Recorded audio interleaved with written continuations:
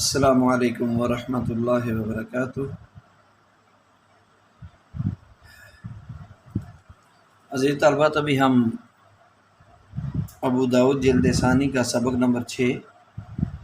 باب البقر والجزور عن کم تجزئ یہ شروع کریں گے۔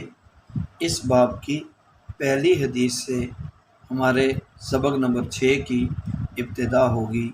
اللہ تعالیٰ سے دعا ہے کہ اللہ تعالیٰ ہمیں ان احادیث مبارکہ کو پورے آداب اور سنت کے اہتمام کے ساتھ، پورے شوق اور طلب کے ساتھ سیکھنے، سمجھنے، عمل کرنے اور دوسروں تک پہنچانے کے لیے آپ صلی اللہ علیہ وسلم صحابہ کی طرح توفیق اور قبولیت نصیب فرمائے۔ ابھی کتاب کھولیے، ہم سبق شروع کرتے ہیں۔ بسم اللہ الرحمن الرحیم۔ اللہم صلی وسلم وبارک علی سیدنا محمد النبی الامی وازواجہ امہات المؤمنین واہل بیتہ کما صلیت علی ابراہیم انک حمید مجید۔ باب البقر والجذور عن کم تجزئ وبہ قال حدثنا احمد بن حنبل قال حدثنا ہشیم قال حدثنا عبد الملک عن عطاء عن جابر بن عبد اللہ رضی اللہ عنہما قال كنا نتمتع في عهد رسول الله صلی اللہ علیہ وسلم نذبح البقرة عن 7 والجزور عن 7 نشترك فيها وكما قال النبی صلی اللہ علیہ وسلم۔ حضرت جابر بن عبداللہ رضی اللہ تعالی عنہما سے روایت ہے، فرماتے ہیں کہ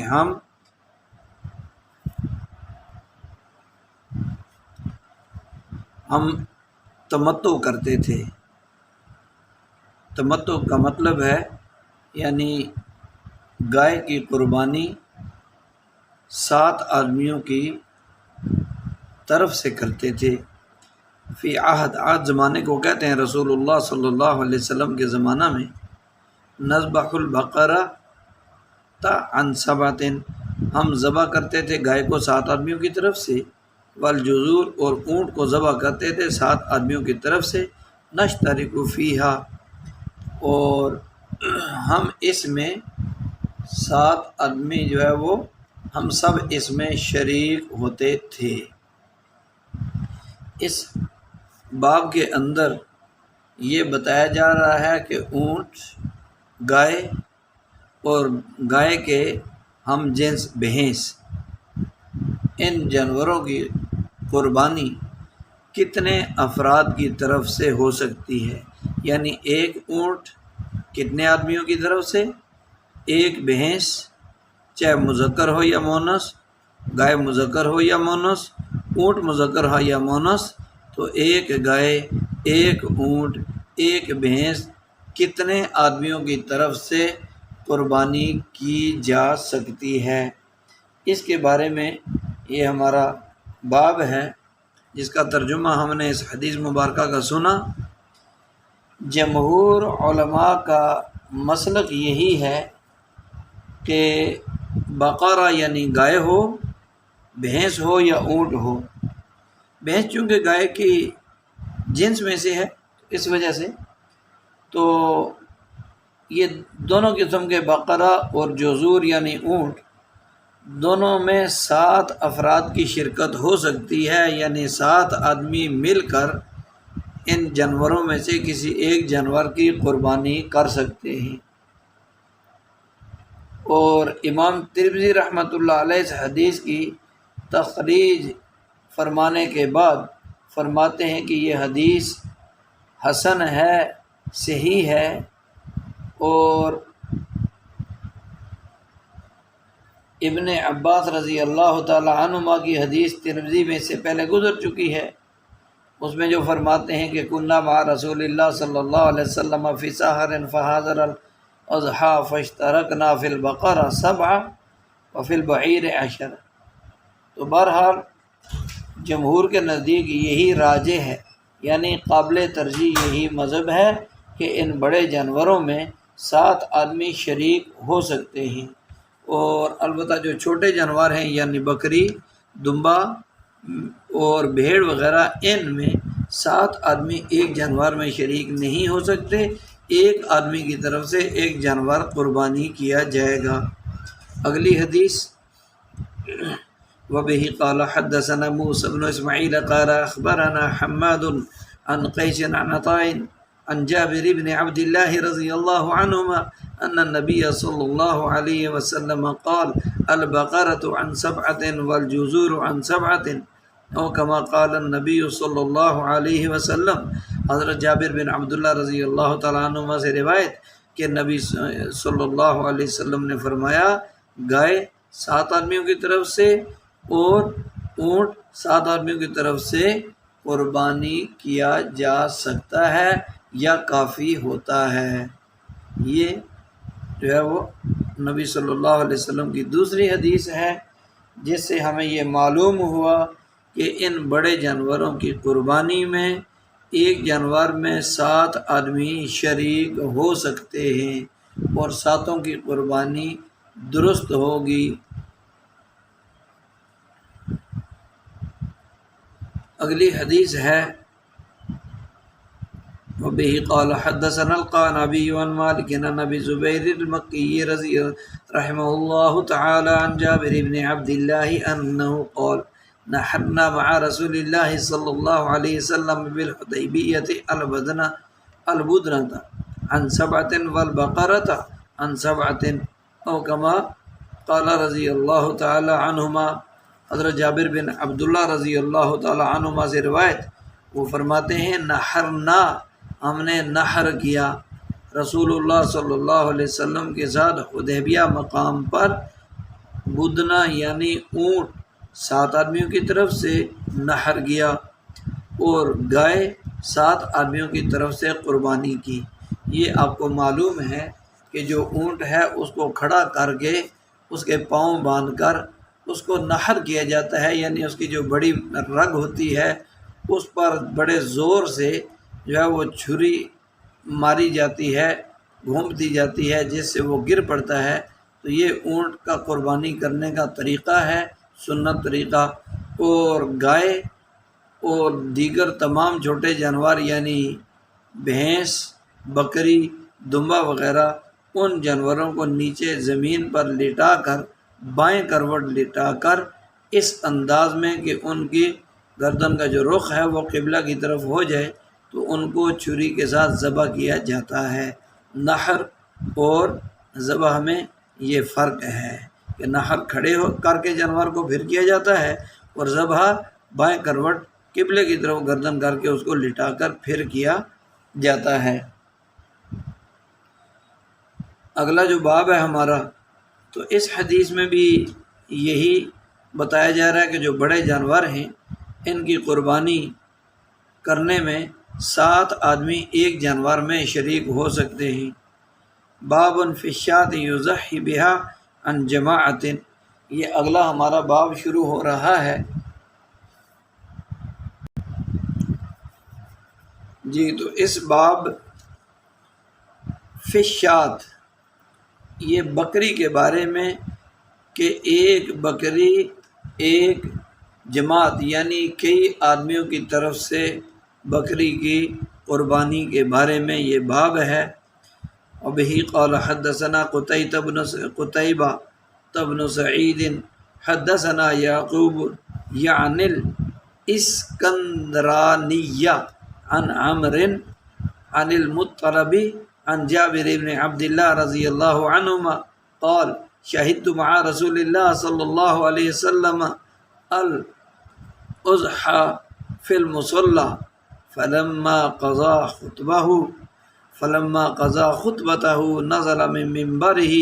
وأتي بكبش فذبحه رسول الله صلى الله عليه وسلم بيده وقال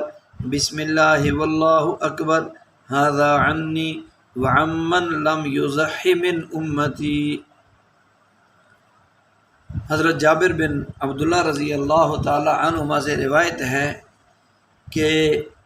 میں حاضر ہوا رسول اللہ صلی اللہ علیہ وسلم کے پاس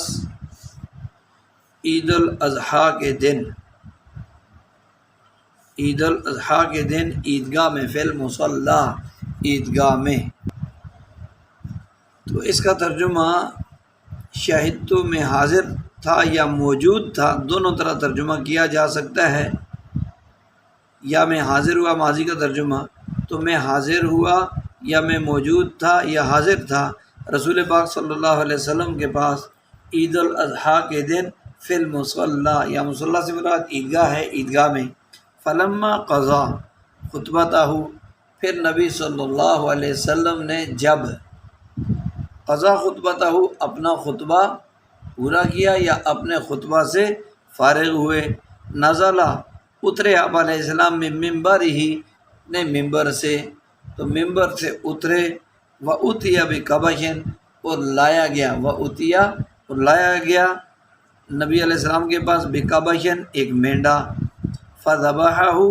پھر اس مینڈا کو ذبح کیا رسول پاک صلی اللہ علیہ وسلم نے بیدہ اپنے ہاتھ مبارک سے، وقال، اور ذبح کرتے وقت فرمایا بسم اللہ واللہ اکبر، ھذا عنی وعمن لم یضحی من امتی، کہ اللہ کے نام کے ساتھ، اور وہ اللہ بہت سب سے بڑا ہے، یہ قربانی میری طرف سے اور ہر اس آدمی کی طرف سے ہے جس نے قربانی نہیں کی میری امت میں سے، اس کی طرف سے ہے۔ تو یہ نبی علیہ السلام نے قربانی کا جانور جو ہے وہ ذبح فرمایا، اور اس کی جو ہے وہ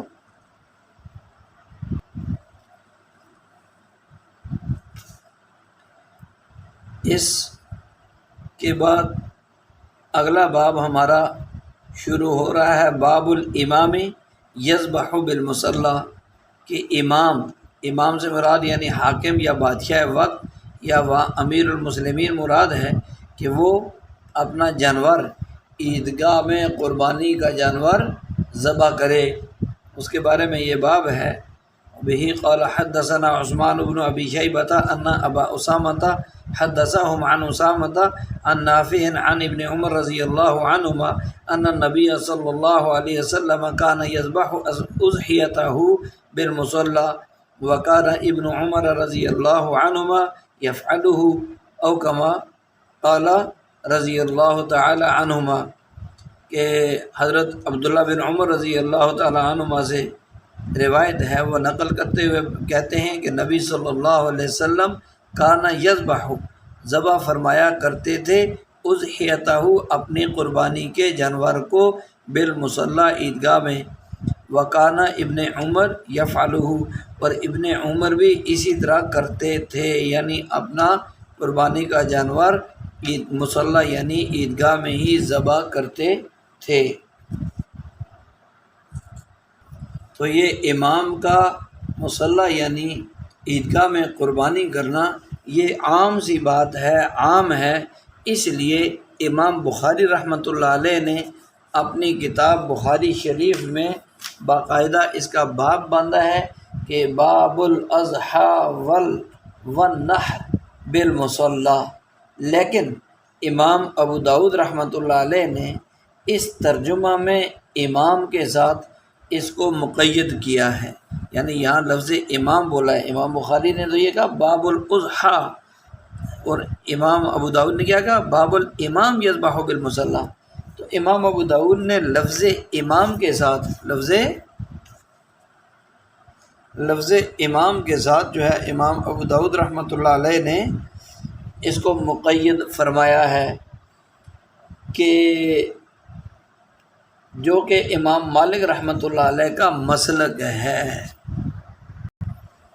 اب یہ چونکہ امام مالک رحمۃ اللہ علیہ کا مسلک ہے کہ امام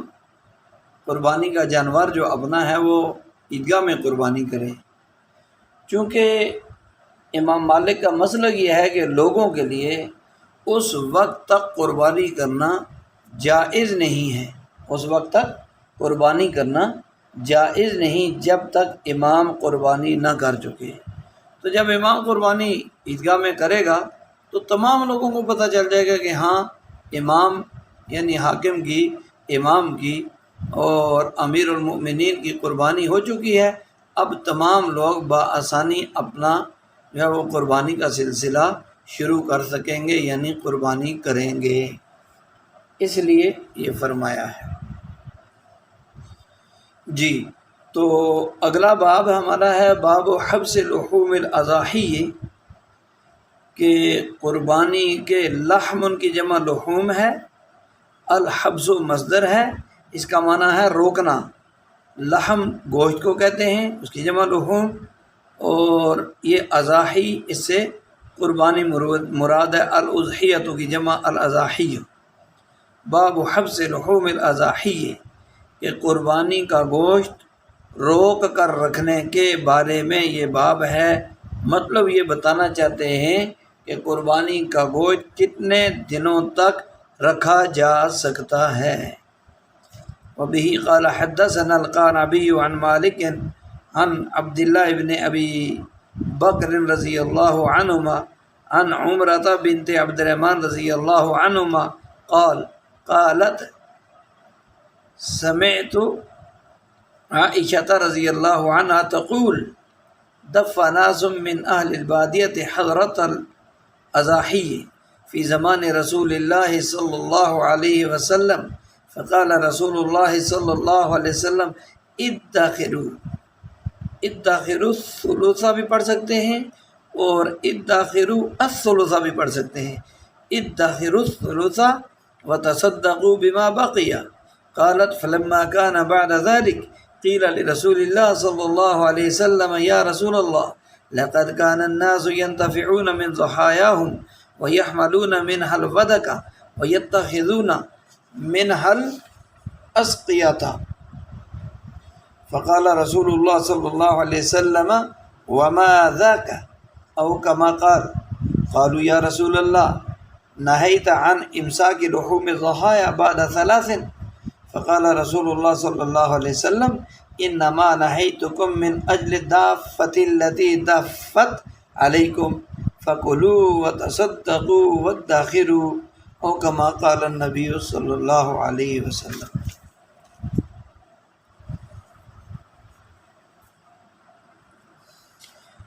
جی، حضرت عبداللہ بن ابی بکر رضی اللہ عنہما سے روایت ہے، وہ روایت کرتے ہیں حضرت عمرہ بنت عبد الرحمن رضی اللہ تعالی عنہ سے۔ حضرت عبداللہ فرماتے ہیں کہ عمرہ کہتی ہیں، قال کا فاعل عبداللہ رضی اللہ عنہ ہیں، عبداللہ بن ابو بکر، قالت کا فاعل حضرت عمرہ بنت ابی بکر ہیں۔ تو عبداللہ بن ابی بکر کہتے ہیں کہ عمرہ بنت عبد الرحمن رضی اللہ عنہما نے کہا کہ میں نے حضرت عائشہ رضی اللہ تعالیٰ عنہ کو سنا تقول فرماتے ہوئے کہ دفع ناس، دفع آئے، دفع یہ دفع آئے، ناس من اہل البادیہ، بادیہ دیہات کو کہتے ہیں، دیہات والوں میں سے کچھ لوگ آئے، حضرتاً یعنی موجود ہوئے، حضرت ہی قربانی کے وقت نبی صلی اللہ علیہ وسلم کے زمانے میں۔ تو رسول اللہ صلی اللہ علیہ وسلم نے فرمایا کہ ادخروا الثلث، کہ قربانی کا جو گوشت ہے اس کا 3 دن تک اس کو ذخیرہ کر لو، 3 دن تک اس کو ذخیرہ کر لو۔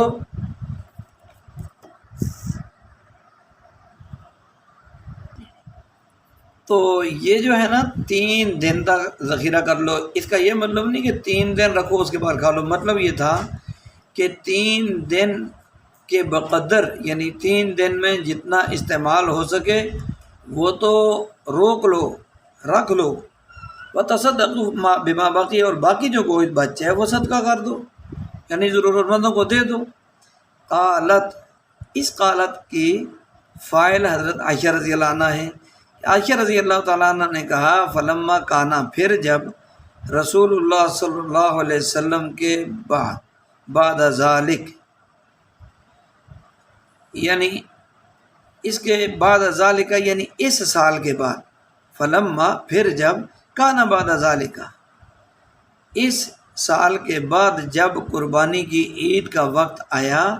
قیل لرسول اللہ، تو رسول اللہ صلی اللہ علیہ وسلم سے کہا گیا، یہاں قیلہ کہا گیا مجہول ہے، قالا یہ قولو سے مراد یہ کہ نبی علیہ السلام سے پوچھا گیا، یا رسول اللہ، اے اللہ کے رسول، لقد کان الناس ينتفعون من ضحایاہم، کہ لوگ تو نفع اٹھایا کرتے تھے اپنے قربانی کے جانوروں سے، قربانی کے گوشت سے، وَيَحْمَلُونَ مِنْهَا، قربانی کے جانوروں سے نفع اٹھایا کرتے تھے، وَيَحْمَلُونَ مِنْهَا الْوَدَقَ، اور جمع کرتے تھے قربانی کے گوشت سے چربی، وَيَتَّخِذُونَ مِنْهَا الْأَسْقِيَةَ، اور بناتے تھے اس قربانی کے جانوروں سے،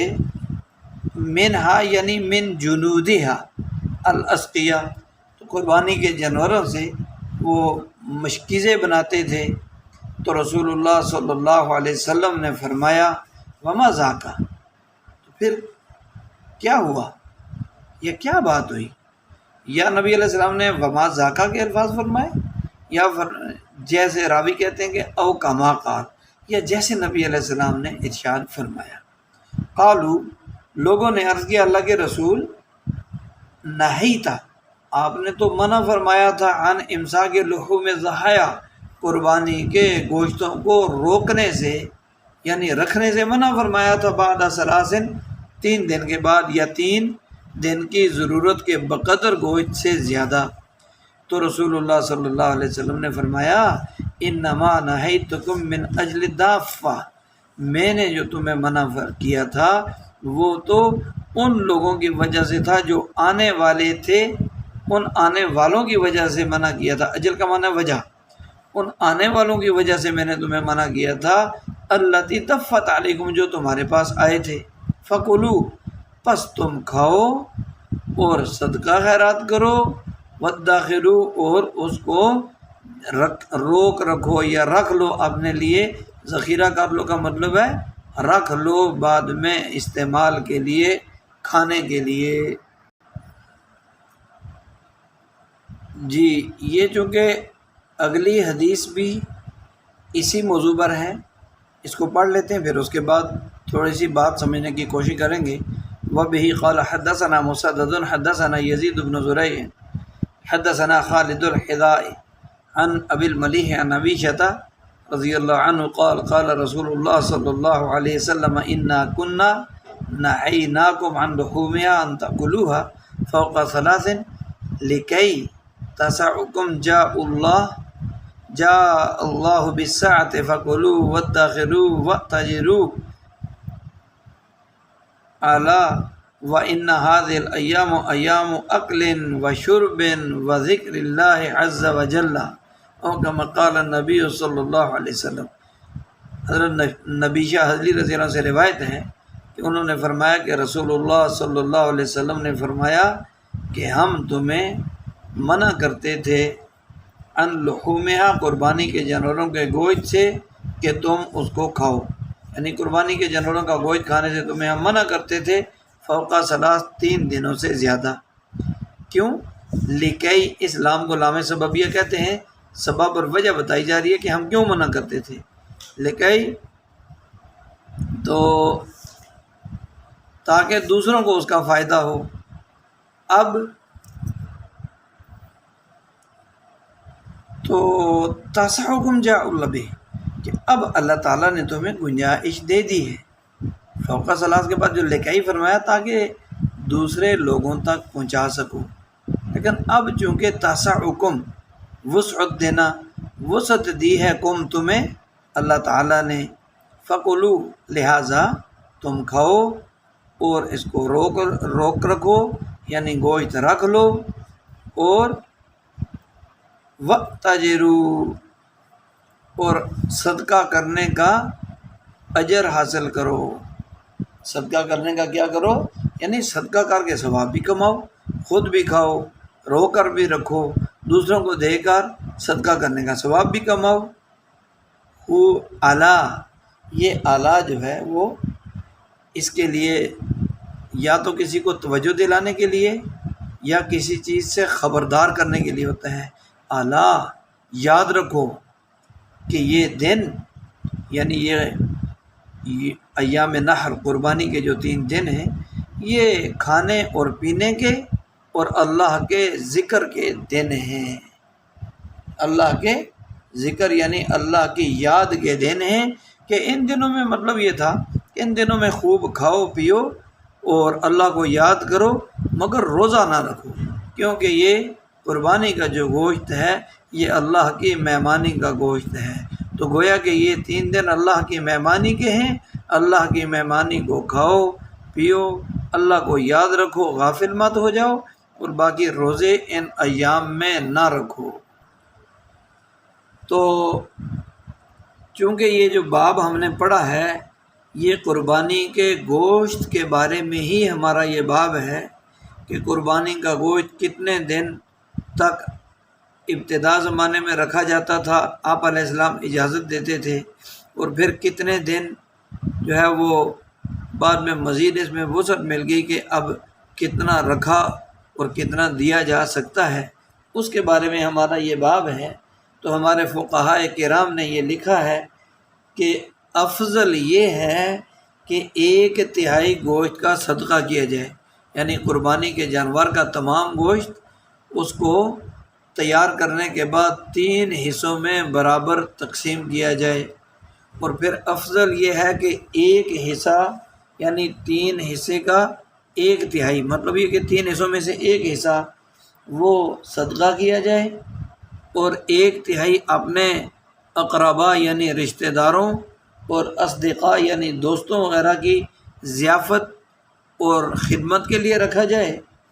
اور 1 حصہ گوشت وہ خود اپنے لیے قربانی کرنے والا بطور ذخیرہ رکھ لے۔ ایسا کرنا صرف مستحب ہے، نہ فرض ہے، نہ واجب ہے، نہ سنت مؤکدہ ہے۔ اگر سارا ہی گوشت کسی نے اپنی ذاتی ضرورت کے لیے رکھ لیا تو ایسا کرنا بھی جائز ہے، اور افضل یہ ہے کہ 1-2 لقمہ چھوڑ کر باقی سب گوشت صدقہ کر دیا جائے۔ اور باب کی حدیث ثانی میں جو آیا فَكُلُوا وَادَّخِرُوا وَاتَّجِرُوا، یہ اتجروا لفظ اجر سے ماخوذ یعنی نکلا ہوا ہے، باب افتعال میں لے گئے اس کو۔ تو الاتجار مصدر ہے، یعنی اجر و ثواب حاصل کرنے کے لیے کوئی کام کرنا، اجر و ثواب حاصل کرنا۔ تو اس کو جو ہے چونکہ یہ تجارت نہیں ہے اس لیے اس کو اتجروا، ٹھیک ہے جی۔ تو یہ ہمارا جو قربانی کا باب ہے، اب اس میں لازم نہیں ہے سارا گوشت تقسیم کر دینا، بلکہ اب مستحب یہ ہے، افضل یہ ہے کہ 3 حصے کیے جائیں، تینوں کی ترتیب بتا دی۔ اور قربانی سے پہلے البتہ قربانی کرنے والا یہ نیت نہ کرے کہ میں تو قربانی گوشت کھانے کے لیے کر رہا ہوں۔ یہ نیت اگر ہوگی کہ صرف گوشت کھانا مقصود ہے تو پھر قربانی نہیں بنے گی، یعنی یہ قبول نہیں ہوگی۔ قربانی سے مقصود تو کیا ہے؟ اللہ تعالیٰ کی رضا اور اللہ تعالیٰ کا تقرب حاصل کرنا۔ تقرب کہتے ہیں اللہ کے قرب، قریبی کو، نزدیکی کو، کہ اللہ کی بارگاہ میں اللہ کا محبوب ترین بندہ بن جائے۔ اور پھر قربانی کرنے والے کا جذبہ یہ ہو کہ مجھے اللہ کے احکامات اور نبی کریم صلی اللہ علیہ وسلم کے ہر حکم کو زندہ کرنے کے لیے اپنی جان کی قربانی کا نذرانہ بھی پیش کرنا پڑے تو میں اس سے دریغ نہیں کروں گا۔